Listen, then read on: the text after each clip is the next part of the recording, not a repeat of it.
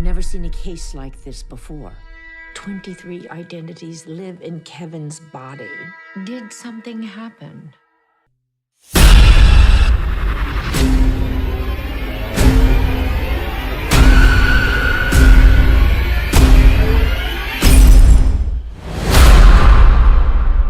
So, first of all, congratulations on the movie. I thought it was awesome. Thank you so much. That's kind.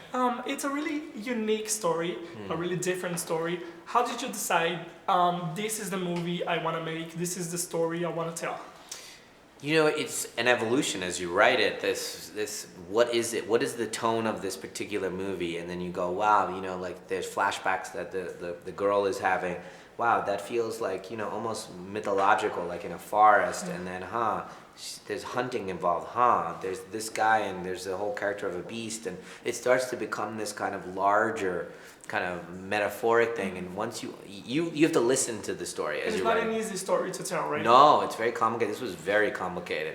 It was really stressful, very complicated to tell this story and make it feel effortless, right, for an audience, because it's going to play in every theater all around the world. It's not a small little movie that's going to be released in a small little way just for an exclusive group. It's going to be in every mall in the whole world, right? And how can you tell an extremely complicated story and everyone to understand everything? And that it's appealing for everybody. Yeah, challenge them, really challenge them, you know, and for them to be beat by beat with it emotionally. It's tricky. My name's Hedwig. I have red socks. How old are you? 9. The human brain is the most complex object in the universe. The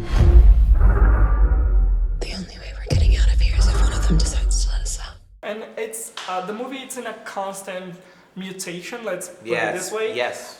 When it starts, we think about something, then it turns into something, and then into something else.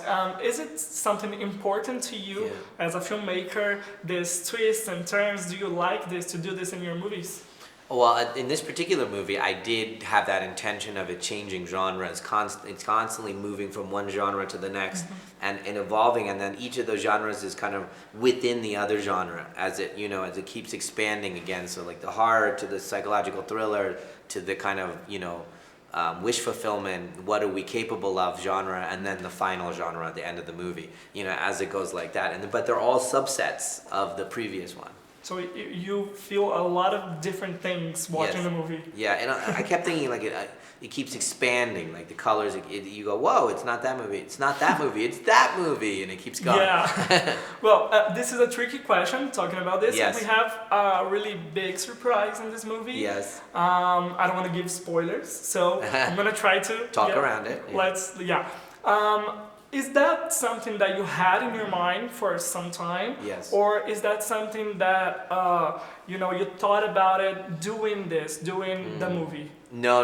It was always going to end that way. It was always going to end. The form of the end had changed a few times, but it was always going to be that thing that happens to you at the end of the movie.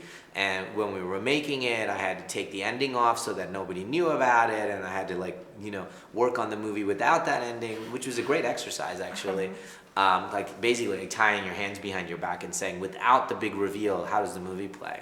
Yeah, and it's something that people will be shocked. Yeah, it's been so fun watching it in the movie theater. You hear people. The first time we showed it in the movie theater with the ending, you heard people like start to scream and like curse. I'm gonna confess, I watched it last week on a premiere, and I was with my boyfriend. I couldn't hold it. I was like, like this. Like, I couldn't hold it. I was like, oh, I'm screaming. But I did this. I just, oh my God, like I couldn't hold it. That's really cool. And I want to talk about this amazing cast that you have. Yeah. How was to work with James? Because he's unbelievable in this movie. Yeah. Did you give him any notes, any advices during the movie, like do this, do that? Like, oh yeah. Like a lot on the director. Yeah. I mean, I'm very.